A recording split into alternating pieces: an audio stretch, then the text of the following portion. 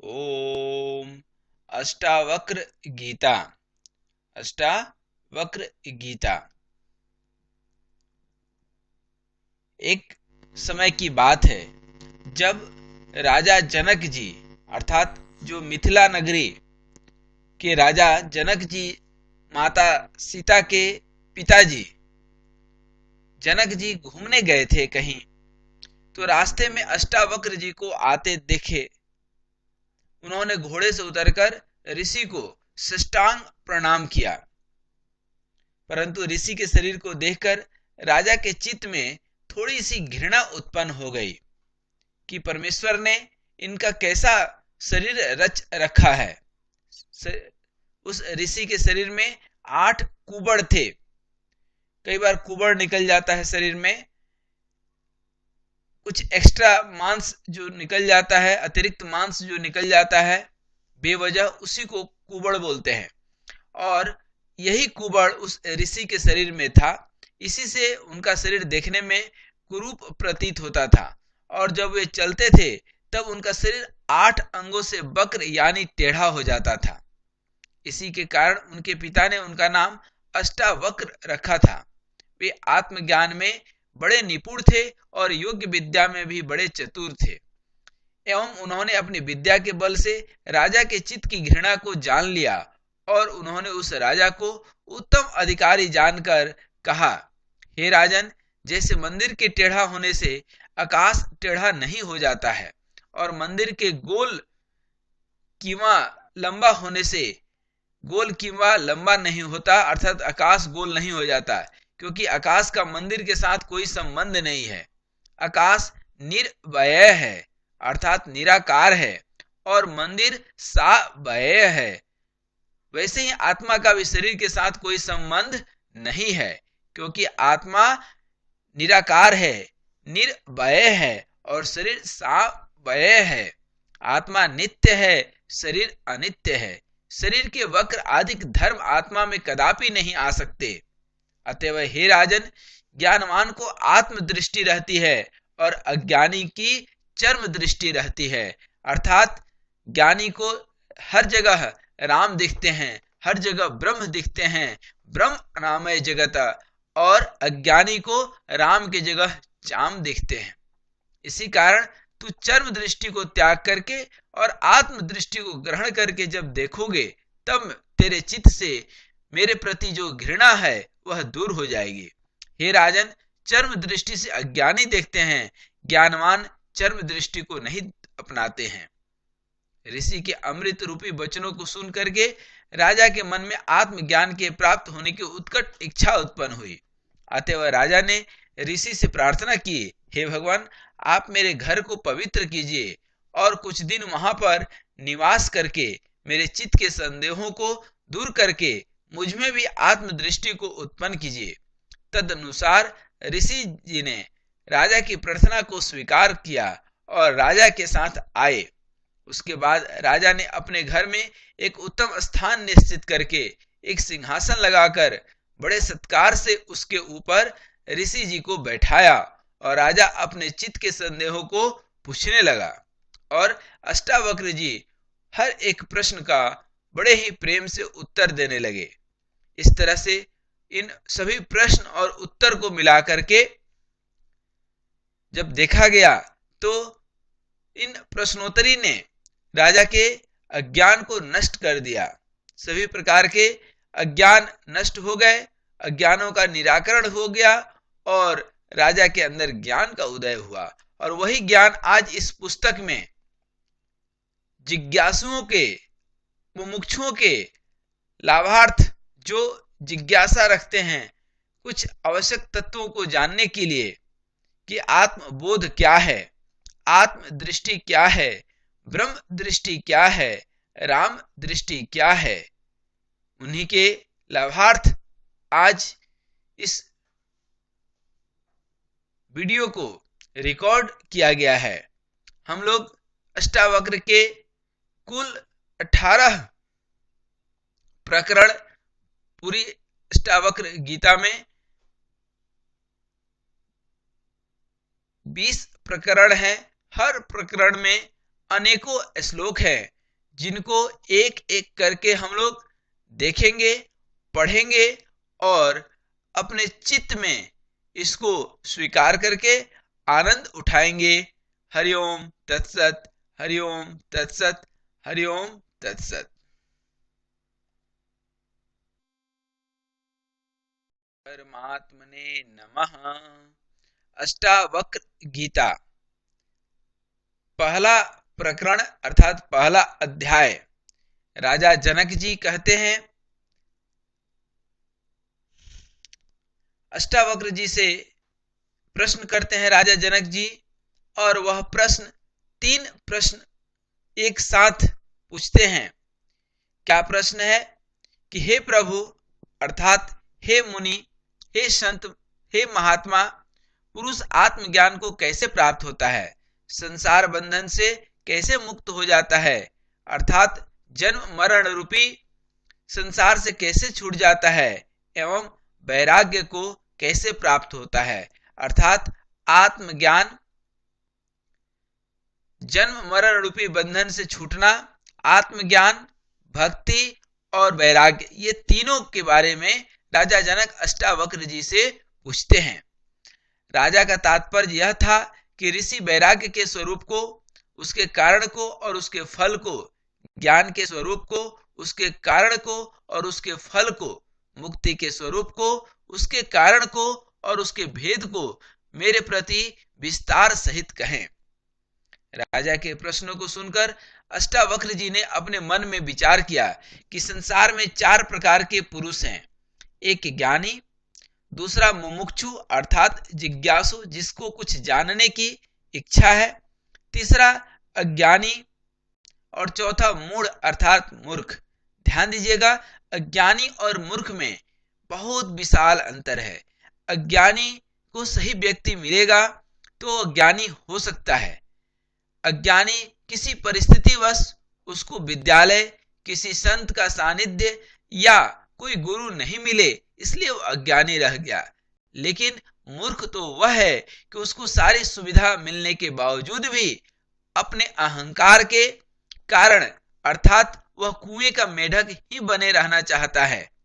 वह जानबूझ करके अपनी मूर्खता जो है दिखाता है। तो अष्टावक्र जी कहते हैं कि ज्ञानी, मुमुक्षु, अज्ञानी और मूर्ख चारों में से राजा तो ज्ञानी नहीं है, क्योंकि जो संशय और विपर्य से रहित होता है और आत्म आनंद करके आनंदित होता है वही ज्ञानी होता है। परंतु राजा ऐसा नहीं है, किंतु यह संशय करके युक्त है। जिस व्यक्ति के अंदर संशय है वह ज्ञानी कैसे हो सकता है? एवं राजा अज्ञानी भी नहीं है, क्योंकि जो विपर्य ज्ञान और असंभावना आदि को करके युक्त होता है उसका नाम अज्ञानी है। परंतु राजा ऐसा भी नहीं है। तथा जिसके चित्त में स्वर्ग आदि फलों की कामनाएं भरी हो उसका नाम अज्ञानी है। परंतु राजा के अंदर कोई कामना नहीं है, इसलिए वह अज्ञानी भी नहीं है। यदि ऐसा होता तो यज्ञ आदि कर्मों के विषय में विचार करता, सो तो इसने नहीं किया है।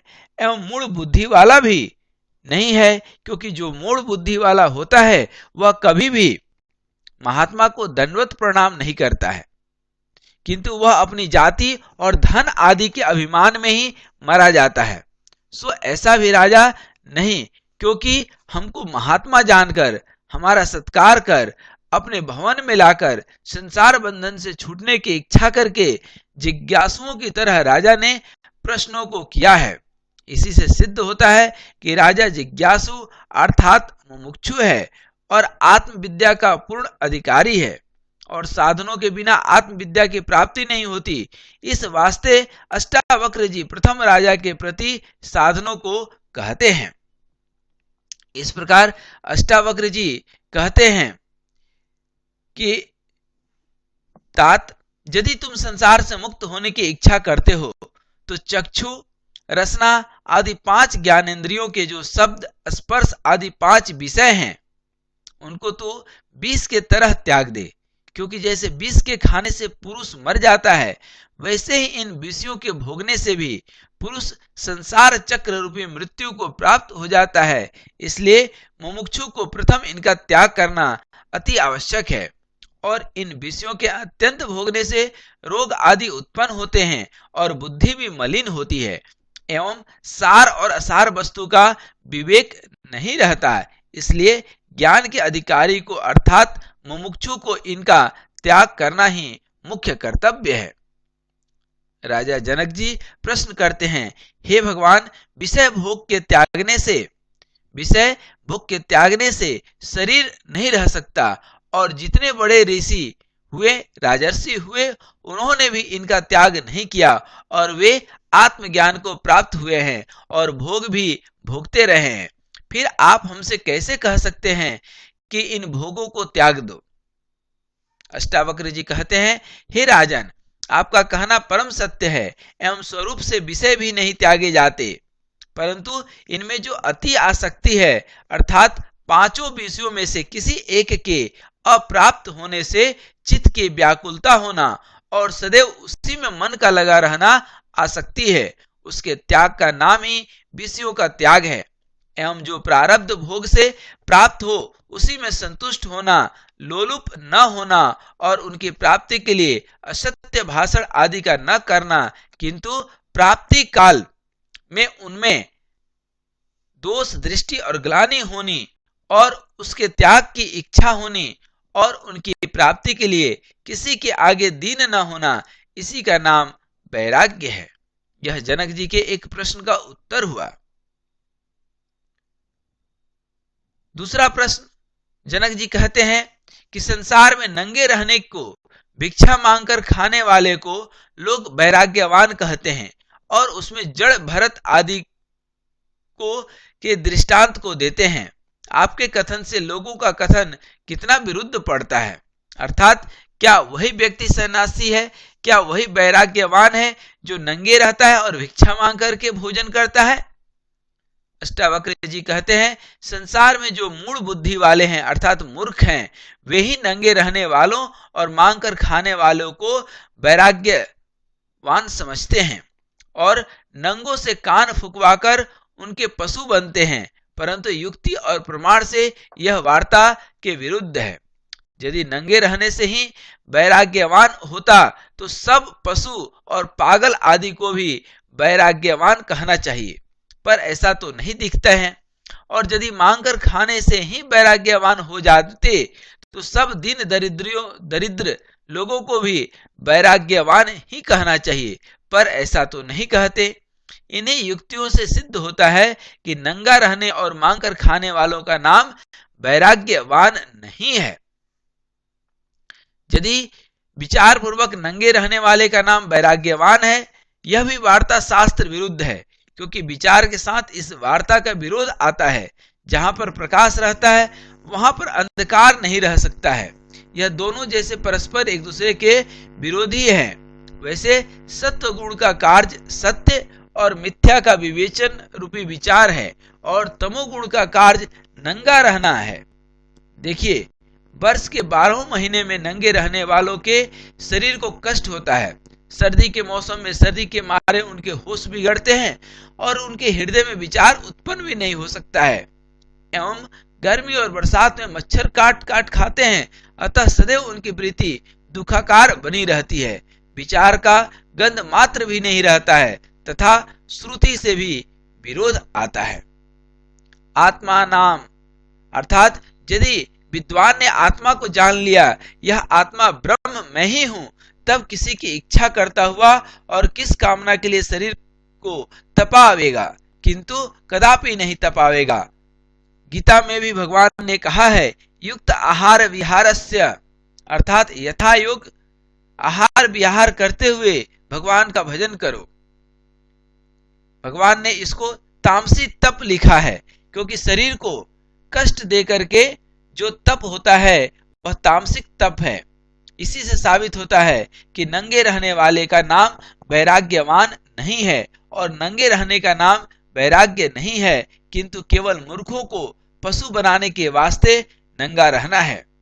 एवं सकामी इस तरह के व्यवहार को करता है, निष्कामी नहीं करता है, तथा जड़ भरत आदि को अपने पूर्व जन्म का वृतांत याद था। एक मृगी के बच्चे के साथ स्नेह करने से उनको मृग के 3 जन्म लेने पड़े थे। इसी वास्ते यह संग दोष से डरते हुए असंग होकर रहते थे।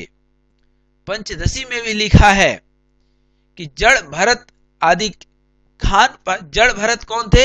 एक राजा के पुत्र थे, फिर अगले जन्म में साधु बने, फिर हिरण बने, इत्यादि कई जन्म उन्होंने लिया।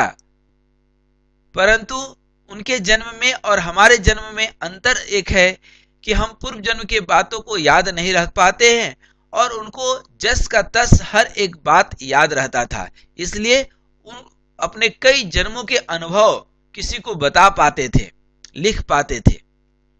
जड़ भरत आदि खान पहनावे आदि को त्याग करके कहीं भी नहीं रहे हैं, किंतु पत्थर और लकड़ी की तरह जड़ होकर संग से डरते हुए उदासीन होकर के रहे हैं। जब तक देह के साथ आत्मा का तादात्म्य अभ्यास बना हुआ है, तब तक तो नंगा रहना दुख का और मूर्खता का ही कारण है। जब अभ्यास नहीं रहेगा, तब इसको नंगे रहने से दुख भी नहीं होगा।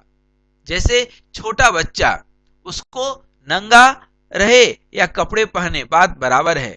ठीक उसी तरह से बड़े व्यक्ति में नहीं कहा जा सकता है, क्योंकि बड़े व्यक्ति के अंदर इतना ज्ञान आ चुका होता है। लोक व्यवहार में भी यह दृष्टिगत है कि कहाँ हमें नंगे रहना है और कहाँ कपड़े पहनना है। सर्दी, गर्मी, बरसात इत्यादि मौसम के अनुसार भी कपड़े अति आवश्यक हैं। आत्मा के साक्षात्कार होने से जब मन उस महान ब्रह्मानंद में डूब जाता है, तब शरीर आदि के साथ अभ्यास नहीं रहता और न विशेष करके संसार के पदार्थों का उस पुरुष को ज्ञान रहता है। मदिरा पीकर के उन्मत्त को जैसे शरीर की और वस्त्र आदि की खबर नहीं रहती, वैसे ही जीवन मुक्त ज्ञानी की वृत्ति केवल आत्माकार रहती है, उसको भी शरीर आदि की खबर नहीं रहती। ऐसी अवस्था जीवन मुक्त की लिखी हुई है। मुमुक्षु वैराग्यवान की नहीं लिखी, क्योंकि उसको संसार के पदार्थों का ज्ञान ज्यों का त्यों बना रहता है।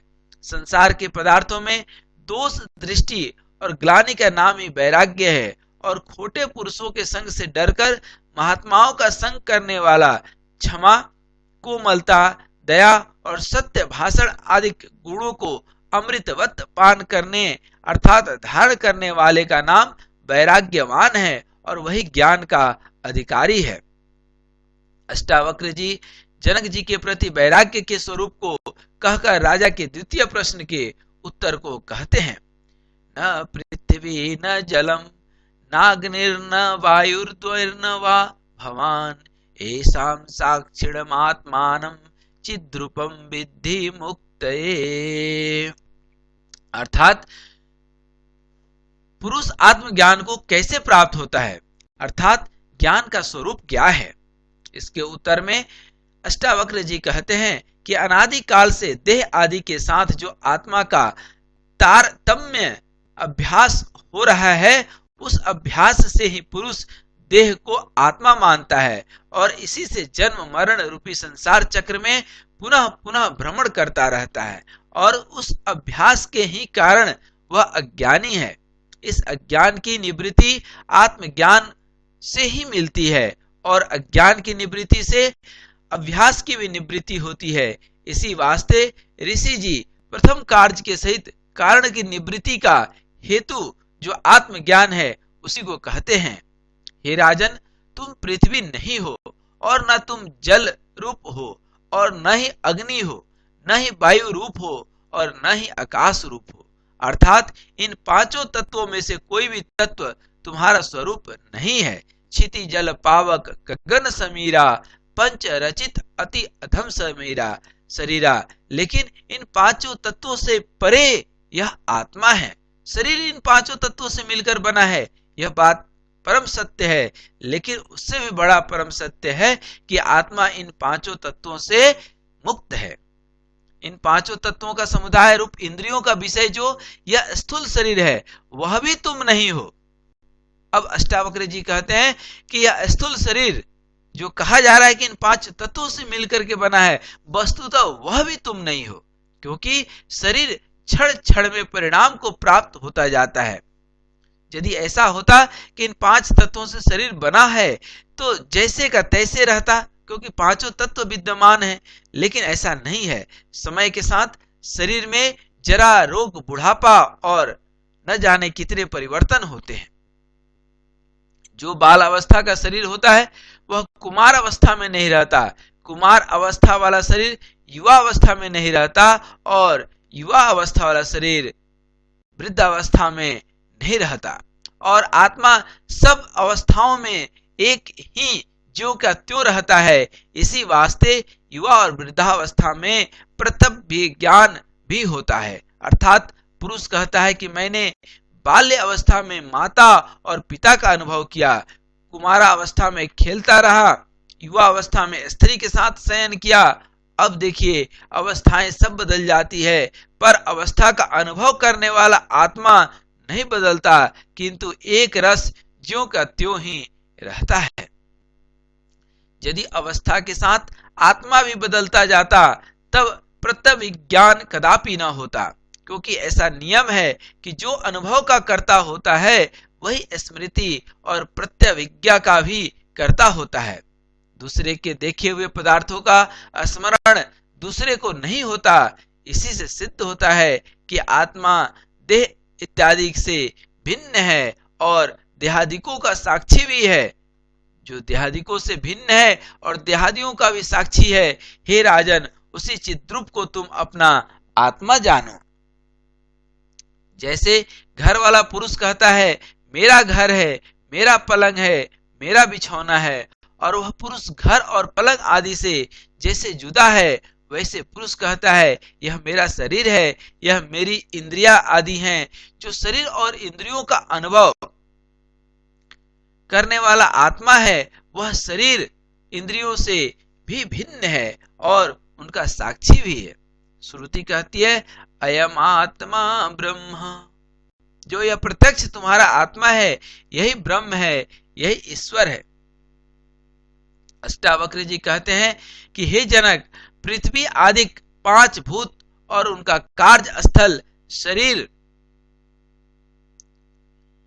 उनके विषय 5 भूत और उनका कार्य स्थल शरीर तथा इंद्रिया आदि विषय, इन सब से तू न्यारा है और सबका तू साक्षी है। ऐसे निश्चय का नाम ही आत्मज्ञान है। आत्मज्ञान के स्वरूप को अष्टावक्र जी जनक जी के प्रति कहकर अब मुक्ति के स्वरूप का उपाय कहते हैं। हे राजन, जब तू देह से आत्मा को पृथक विचार करके और अपने आत्मा में चित्त को स्थिर करके स्थिर हो जाएगा, तब तो सुख और शांति को प्राप्त हो जाएगा। जब तक चित्त जड़ ग्रंथि का नाश नहीं होता, अर्थात परस्पर के अभ्यास का नाश नहीं होता, तब तक ही जीव बंधन में है। जिस काल में अभ्यास का नाश हो जाता है उसी काल में जीव मुक्त हो जाता है। शिव गीता में भी इसी वार्ता को कहा गया है। मोक्ष का किसी लोकांतर में निवास नहीं है और न किसी गृह या ग्राम के भीतर मोक्ष का निवास है, किंतु चित्त जड़ ग्रंथि का नाश ही मोक्ष है। अर्थात जड़ चेतन का जो परस्पर अभ्यास है, उस अभ्यास करके जो जड़ अंतःकरण के कर्तृत्व, भोक्तृत्व आदि धर्म है वे आत्मा में प्रतीत होते हैं, एवं आत्मा के जो चेतनता आदि धर्म है वे भी अग्नि में तपाए हुए लोह पिंड की तरह अंतःकरण में प्रतीत होने लगता है। यानी जब लोहे का पिंड अग्नि में तपाया जाता है, अर्थात अंतःकरण में प्रतीत होने लगता है, तब अग्नि में तपाया हुआ लोहा लाल हो जाता है और हाथ लगाने से वह हाथ को जला देता है। तब लोग ऐसा कहते हैं, देखो यह अग्नि कैसा गोलाकार है, लोहा कैसा जलता है, परंतु जलना धर्म लोहे का नहीं है और गोलाकार धर्म अग्नि का नहीं है, किंतु परस्पर दोनों का तारतम्य अभ्यास होने से अग्नि का जलाना रूप धर्म लोहे में आ जाता है और लोहे का गोलाकार धर्म अग्नि में चला जाता है। वैसे ही अंतःकरण के साथ आत्मा का तादात्म्य अभ्यास होने से जब आत्मा के चेतन आदि धर्म अंतःकरण में आ जाते हैं और अंतःकरण के कर्तृत्व भोक्तृत्व आदि धर्म आत्मा में चले जाते हैं, तब पुरुष अपने आत्मा को कर्ता और भोक्ता मानने लग जाता है और उसी से जन्म मरण रूपी बंधन को प्राप्त होता है। जब आत्मज्ञान करके अपने को अकर्ता अभोक्ता शुद्ध और असंग मानता है और कर्तृत्वादिक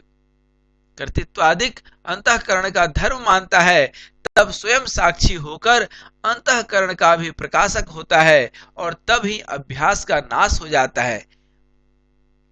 अभ्यास के नाश का नाम ही मुक्ति है। इसके अतिरिक्त मुक्ति कोई वस्तु नहीं है। अर्थात यह विषय और मन उन विषयों के पीछे भागता है। हम लड्डू खाए एक तत्व है, लेकिन लड्डू खाने की और इच्छा होने लगी, यही वासना है। जो है उसका हम जो है सदुपयोग करें और जो नहीं है उसका हमको गम ना हो, कभी दुख ना हो, कभी उसके प्रति हमें आसक्ति नहीं हो, इसी का नाम मुक्ति है। जनक जी कहते हैं, हे भगवान, न्यायिक और भी आत्मा को कर्ता भुक्ता और सुख दुख आदि धर्मों वाला मानते हैं एवं पुरुष भी कहता है मैं करता हूं, अर्थात यज्ञ आदि कर्मों का कर्ता और उनके फलों का भुक्ता भी अपने को मानता है। तब फिर यह जीवात्मा अकर्ता और अभुक्ता होकर मुक्त कैसे हो सकता है? इसके उत्तर को अष्टावक्र जी कहते हैं, आत्मा को कर्ता भुक्ता और सुख दुख आदि धर्मों वाला मानते हैं एवं पुरुष भी कहता है मैं करता हूं, अर्थात यज्ञ आदि कर्मों का कर्ता और उनके फलों का भुक्ता भी अपने को ही मानता है। तब फिर यह जीवात्मा अकर्ता और अभोक्ता होकर मुक्त कैसे हो सकता है? इसके उत्तर में श्री अष्टावक्र जी कहते हैं, निराकार सच्चिदानंद रूप एक ही निर्गुण आत्मा सर्वत्र व्यापक है।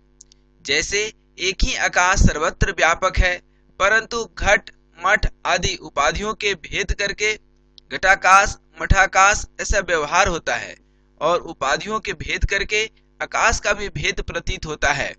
वास्तव में आकाश का भेद नहीं है। वैसे एक ही व्यापक आत्मा का अंतःकरण रूपी उपाधियों के भेद करके भेद प्रतीत होता है।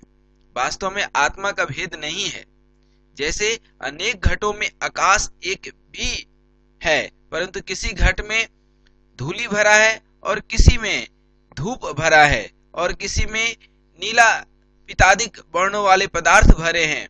उन धूली आदि के साथ यद्यपि कोई आकाश का वास्तविक संबंध नहीं है, तथापि धूल आदि के रहने से धूल आकाश प्रतीत होता है।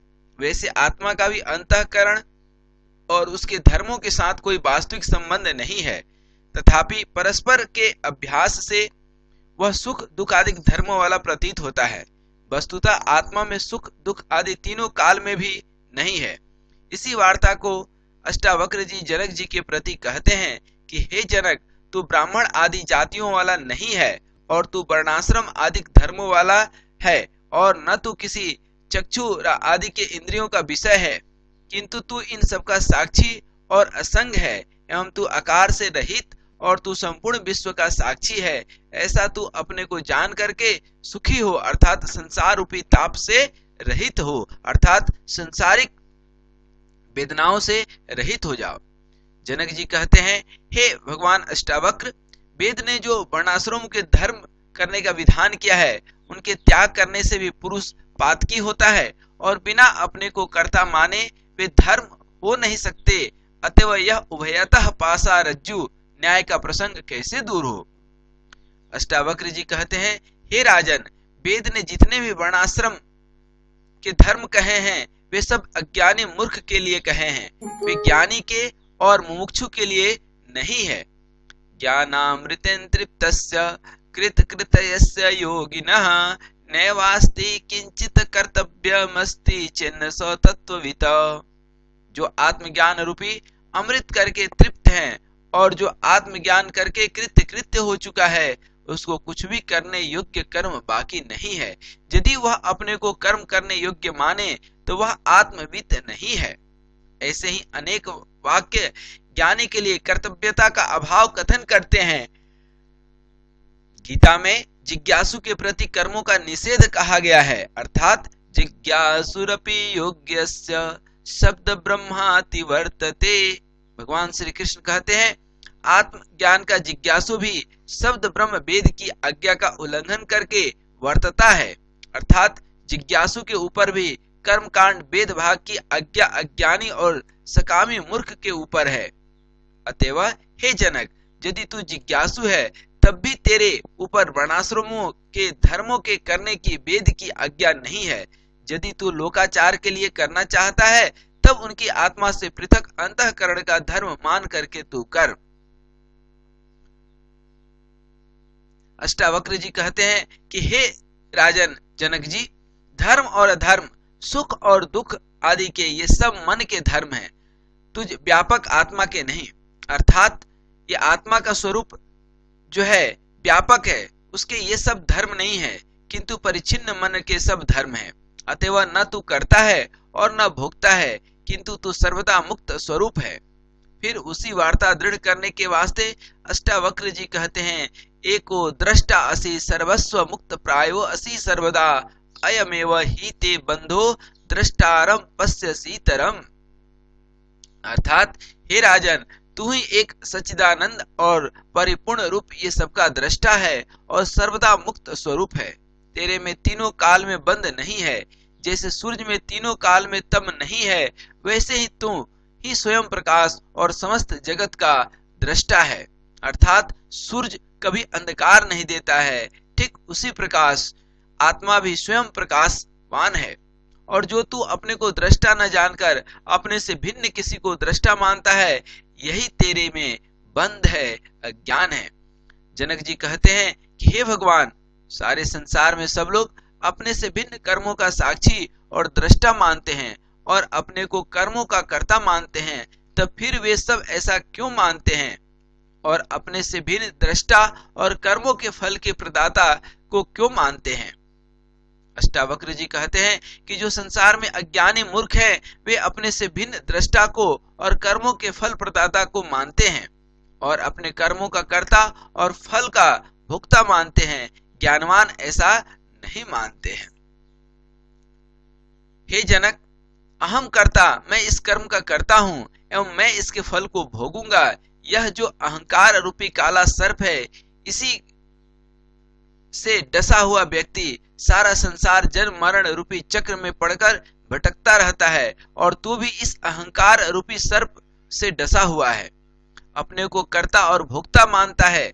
उस अहंकार रूपी सर्प के विष के उतारने के लिए नाहम करता, मैं करता नहीं हूँ, जब ऐसा निश्चय रूपी अमृत को तू पान करेगा तब तू सुखी हो जाएगा, अन्यथा किसी प्रकार से भी तू सुखी नहीं हो सकता। जनक जी कहते हैं कि पूर्वोक्त अमृत को मैं कैसे पान करूं, अर्थात अहंकार शून्य हो करके कैसे जीवन का आनंद लूं। अष्टावक्र जी कहते हैं कि हे जनक, तू इस प्रकार के निश्चय रूपी अमृत को पी करके मैं एक हूं, अर्थात सजातीय विजातीय स्वगत भेद से रहित हूं, क्योंकि एक वृक्ष का जो वृक्षांतर से भेद है वह सजातीय भेद कहा जाता है और वृक्ष का जो घट आदिकों से भेद है उसका नाम विजातीय भेद है और वृक्ष का जो अपने शाखा आदि से भेद है वह स्वगत भेद कहा जाता है। यह आत्मा तो ऐसा नहीं है, क्योंकि एक ही आत्मा सारे जगत में व्यापक है, वह परमार्थिक सत्ता वाला है और नित्य है। इसके अतिरिक्त कोई दूसरा ऐसा नहीं है। इस वास्ते आत्मा में सजातीय भेद नहीं है और परिच्छिन्न व्यवहारिक सत्ता वालों में सजातीय भेद रहता है और आत्मा से भिन्न कोई भी पदार्थ परमार्थिक सत्ता वाला नहीं है। अतएव आत्मा से भिन्न सब मिथ्या है, क्योंकि कहा गया है ब्रह्मा भिन्नम सर्व मिथ्या ब्रह्म भिन्न भिन्नत्वात्, ब्रह्मा से भिन्न सारा जगत ब्रह्मा से पृथक होने के कारण शक्ति में रजत की तरह मिथ्या है। इस अनुमान प्रमाण से जगत का मिथ्या तत्व सिद्ध होता है और इसी से आत्मा में विजातीय भेद भी नहीं है। आत्मा निश्चय है, इस वास्ते उसमें स्वागत भेद भी नहीं है, क्योंकि स्वगत भेद सावयव पदार्थों में होता है। आत्मा देश काल और वस्तु के परिच्छेद से रहित है, क्योंकि देश काल और वस्तु का परिच्छेद परिच्छिन्न पदार्थ में ही रहता है, व्यापक में नहीं रहता। जो वस्तु किसी काल में हो और किसी काल में न हो, वह वस्तु काल परिच्छेद वाली कहलाती है। ऐसे घट पटादिक पदार्थ ही है। आत्मा तो तीनों कालों में एक साथ ज्यों का त्यों बना रहता है, इस वास्ते काल परिच्छेद से आत्मा रहित है। जो वस्तु एक देश में हो और दूसरे देश में न हो, वह देश परिच्छेद वाली कहलाती है। ऐसे घट पटादिक पदार्थ ही है। आत्मा तो सब देश में है, इस वास्ते वह देश परिच्छेद से भी रहित है। जो एक वस्तु दूसरी वस्तु में रहे, वह वस्तु परिच्छेद कहलाता है। जैसे घट पट में नहीं रहता और पट घट में नहीं रहता, परंतु आत्मा सब वस्तुओं में ज्यों का त्यों एक रस रहता है, इस वास्ते वह वस्तु परिच्छेद से भी रहित है। हे राजा जनक, जो देश काल और वस्तु परिच्छेद से रहित नित्य और व्यापक है, वह एक ही सिद्ध होता है और वही तेरा आत्मा है। अतएव हे राजन, तू ऐसा निश्चय कर ले कि मैं ही सर्वज्ञ व्यापक हूँ और सजातीय विजातीय स्वगत भेद से रहित हूँ और विशेष करके शुद्ध हूँ, अर्थात अविद्या आदि मल मेरे में नहीं है। जब तू ऐसा निश्चय रूपी अग्नि को प्रज्वलित करके अज्ञान रूपी वन को भस्म कर देगा, तो फिर जन्म मरण रूपी शोक से रहित होकर परमानंद को प्राप्त हो जाएगा। जनक जी कहते हैं कि हे महाराज, पूर्वोक्त निश्चय करने से भी तो जगत सत्य ही दिखाई पड़ता है। इसकी निवृत्ति अर्थात अभाव स्वरूप से कदापि नहीं होती है, और जब तक इसका अभाव न हो तब तक शोक से रहित होना कठिन है, अर्थात मुश्किल है। अष्टावक्र जी कहते हैं कि हे राजन, जिस ब्रह्म आत्मा में यह जगत रज्जु में सर्प की तरह कल्पित प्रतीत होता है, वह आत्मा आनंद स्वरूप है। जैसे रज्जु के अज्ञान करके मंद अंधकार में रज्जु ही सर्प रूप प्रतीत होता है या रज्जु में सर्प प्रतीत होता है, वास्तव में न तो रज्जु सर्प रूप है और न रज्जु में सर्प है, अर्थात रस्सी में न सर्प है न सर्प में रस्सी है, परंतु अज्ञान वश अंधकार में ऐसे दोनों एक दूसरे की तरह जान पड़ते हैं। और न ही रस्सी में सर्प था और न ही आगे रस्सी में कोई सर्प आ जाएगा, और न ही वर्तमान काल में है, किंतु रस्सी के अज्ञान के कारण और थोड़ी मंद अंधकार के कारण पुरुष को भ्रांति से रस्सी में ही सर्प प्रतीत होता है, और उसी मिथ्या सर्प को देख करके पुरुष भागता और गिर पड़ता है, डरता है। जब कोई रस्सी का ज्ञाता उससे कहता है कि यह सर्प नहीं है किंतु रस्सी है और इसको तू क्यों डरता है, तब उसके भ्रम और भय आदि सब दूर हो जाते हैं।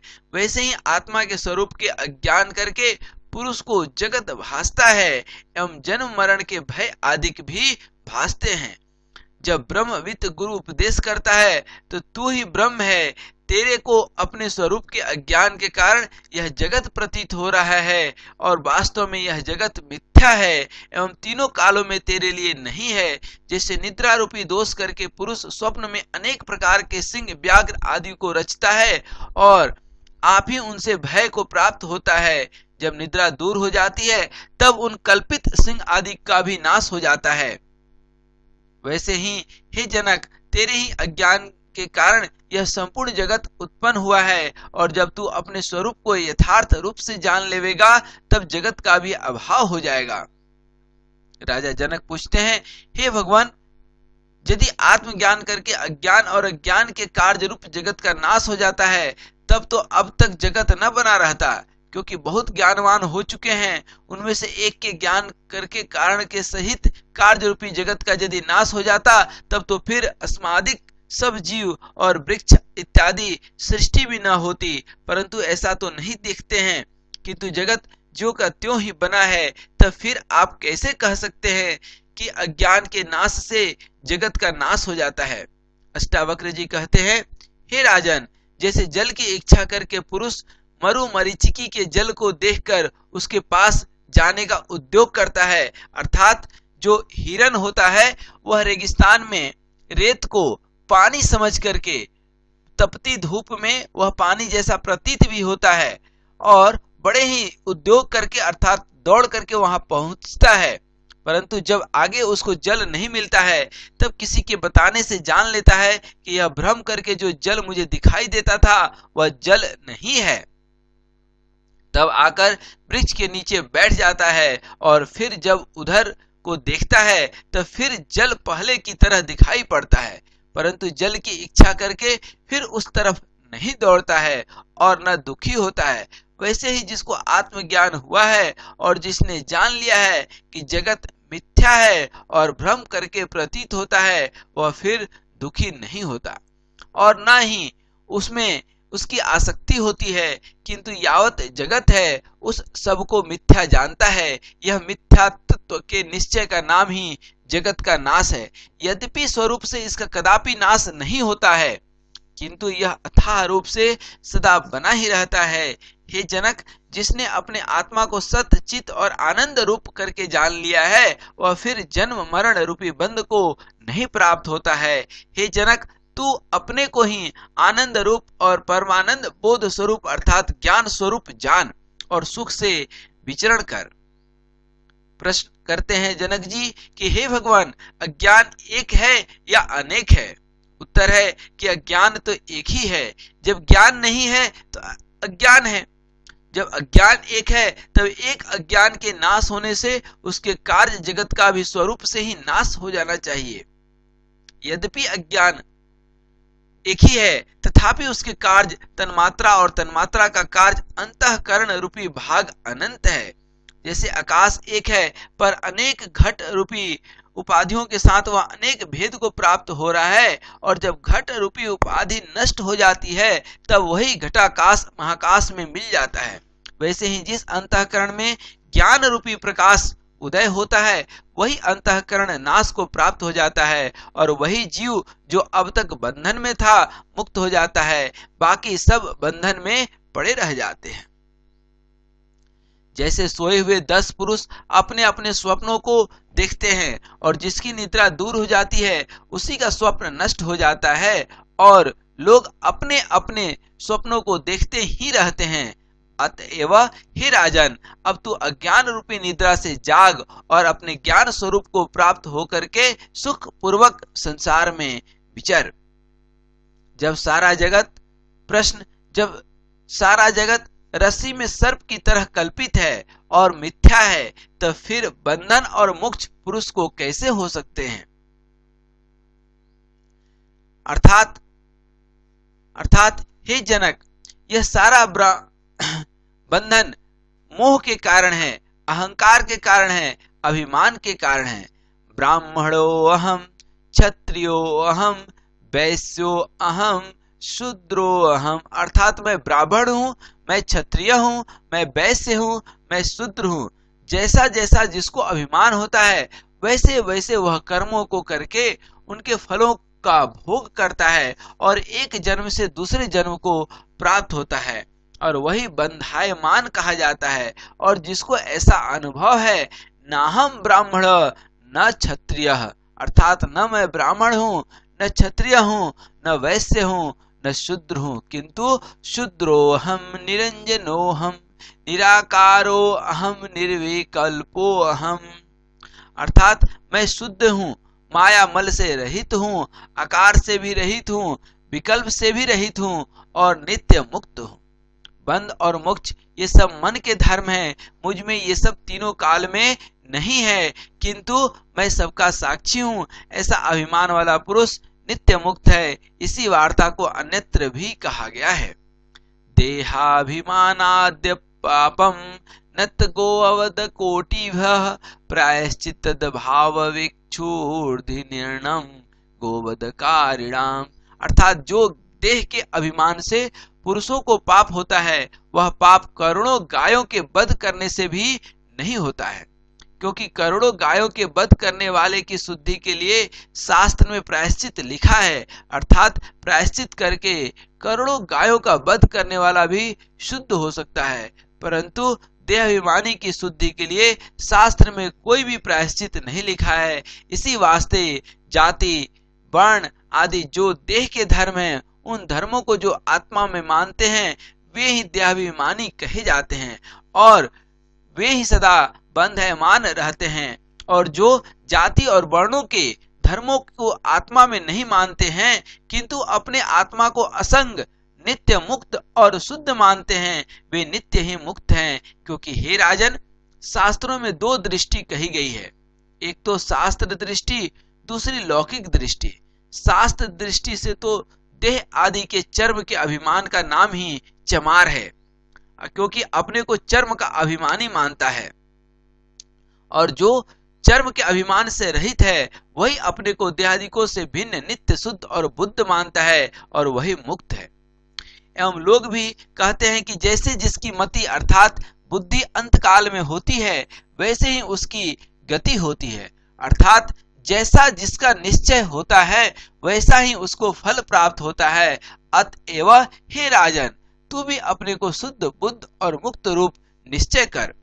जनक जी कहते हैं, हे भगवान, जीवात्मा को जो बंध और मोक्ष है वे दोनों वास्तव में हैं या अवास्तविक हैं। यदि बंधन वास्तव में हो तब तो उसकी निवृत्ति कदापि नहीं होनी चाहिए, यदि मोक्ष ही वास्तविक हो तो जीव को बंधन कदापि न होना चाहिए। इस शंका के उत्तर को आगे वाले वाक्य करके वष्टावक्र जी कहते हैं, हे राजा जनक, बंध और मोक्ष दोनों अवास्तविक हैं और केवल अपने स्वरूप की अज्ञानता से देह आदि के जो अभिमान करके जीव अपने को बंधन से बंधयमान करके मुक्त होने की इच्छा करता है, वास्तव में न उसमें बंधन है और न मोक्ष है।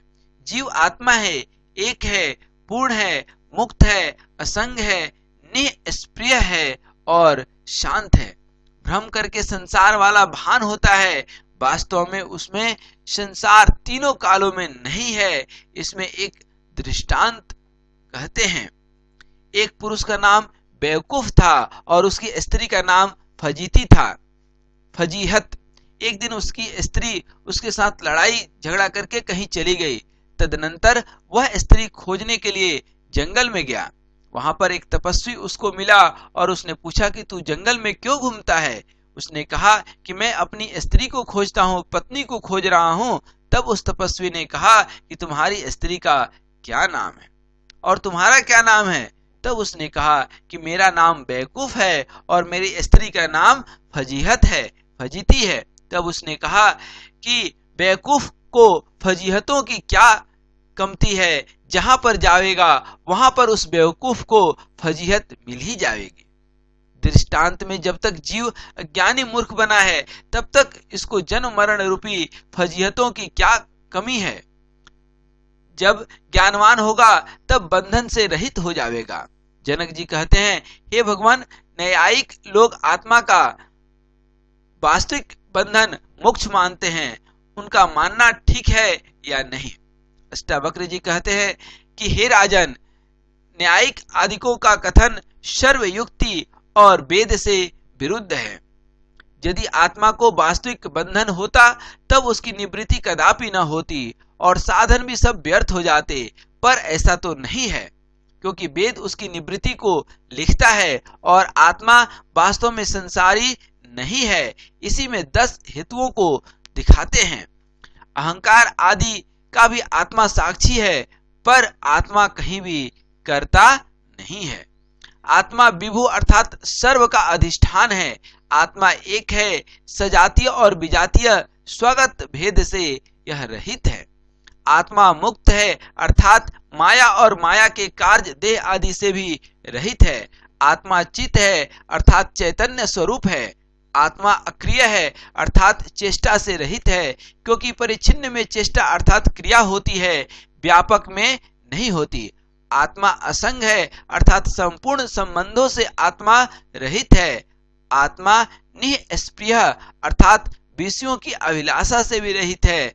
आत्मा शांत अर्थात प्रवृत्ति और निवृत्ति देह आदि अंतःकरण के धर्मों से भी रहित है और आत्मा केवल भ्रम के कारण संसार वाला भासित होता है।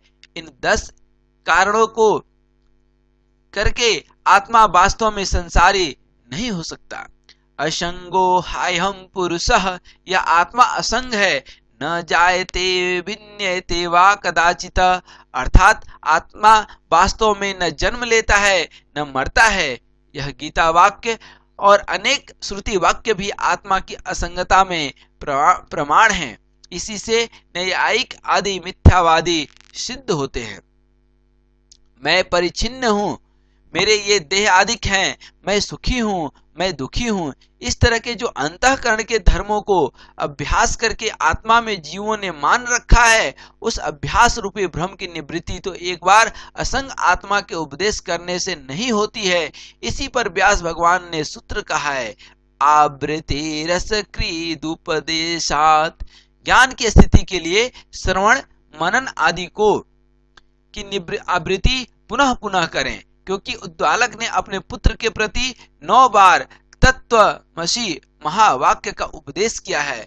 बारंबार श्रवण आदि के करने से चित्त की वृत्ति विजातीय भावना का त्याग करके सजातीय भावना वाली होकर आत्माकार हो जाती है। इसी वास्ते जन जी को पुनः पुनः आत्मज्ञान का उपदेश अष्टावक्र जी करते हैं।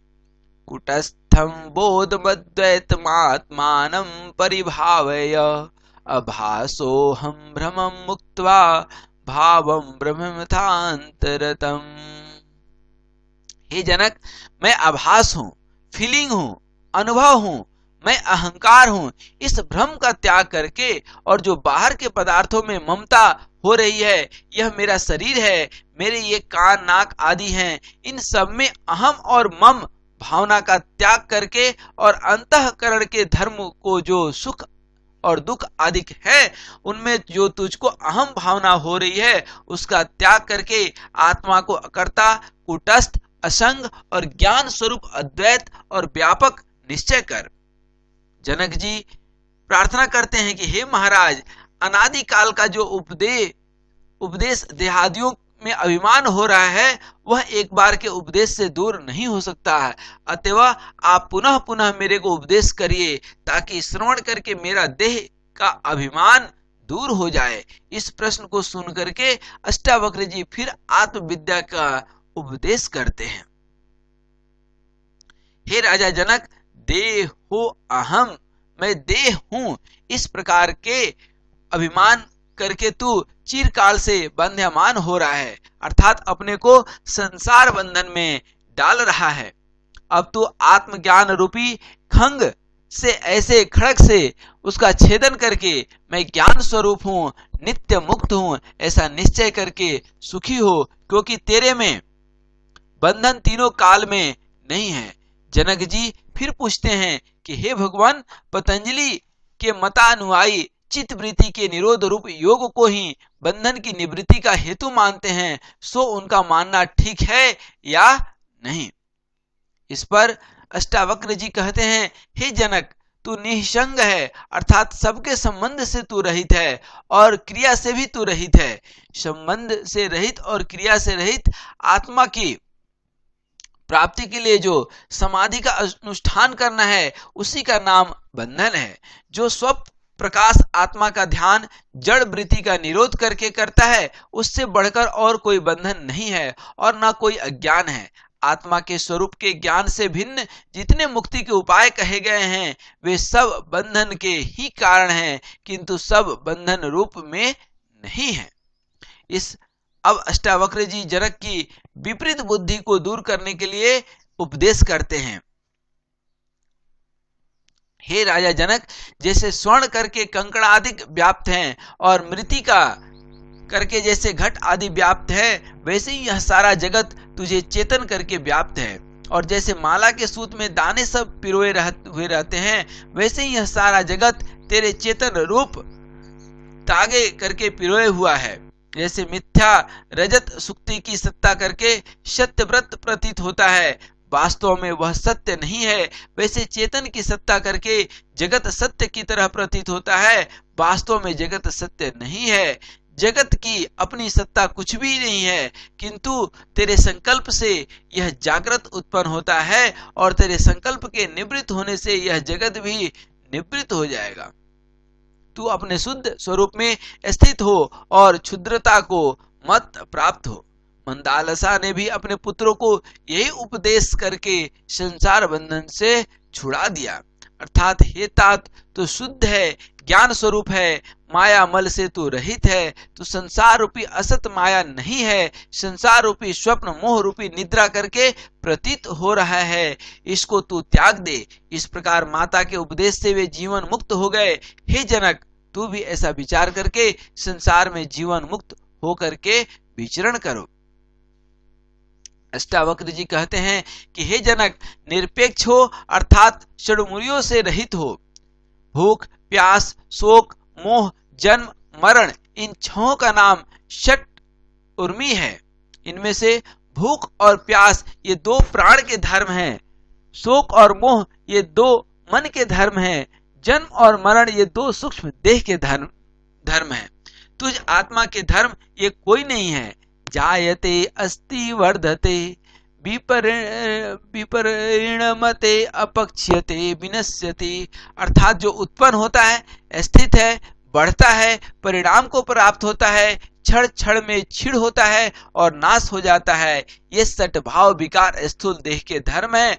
तुझ आत्मा के धर्म नहीं है, क्योंकि तू सूक्ष्म देह से और स्थूल देह से परे है और इन दोनों का दृष्टा है। इसी से तू निर्विकार सच्चिदानंद रूप है, शीतल है अर्थात सुख रूप है, अगाध बुद्धि वाला है, अक्षुब्ध है अर्थात अविद्याकृत क्षोभ से रहित है, अतएव तू क्रिया से रहित होकर चैतन्य स्वरूप में निष्ठा वाला है।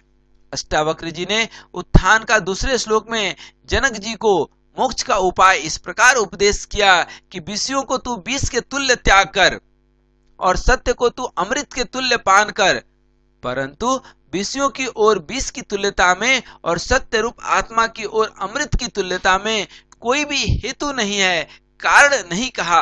अतः आगे उसको अष्टावक्र जी कहते हैं, हे जनक, साकार जो शारीर आदि है उनको तो मिथ्या जान, जो मिथ्या होकर बंध का हेतु होता है वही विष के योग्य त्यागने योग्य भी होता है।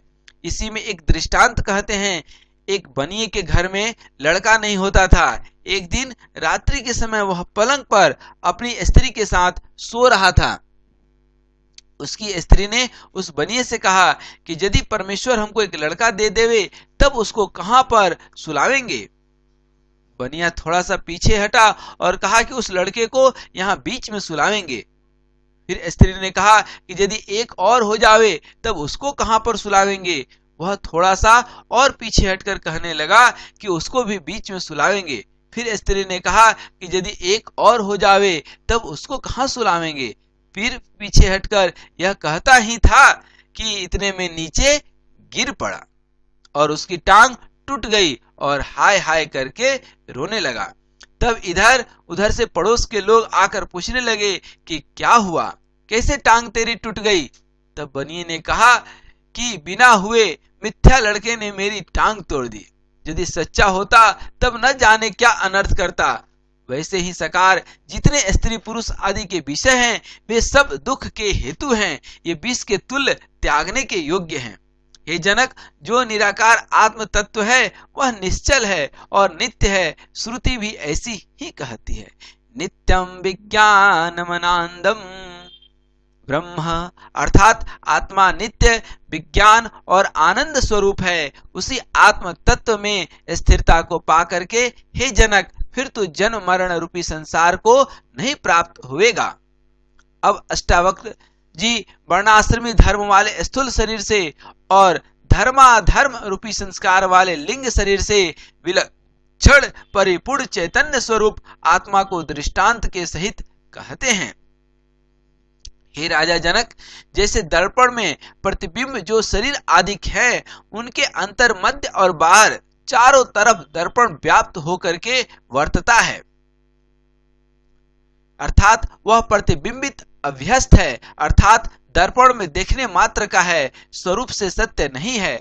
वैसे ही अपने आत्मा में अभ्यस्त जो शरीर है, उसके भीतर बाहर मध्य और सर्व और चेतन आत्मा ही व्याप्त करके स्थित है।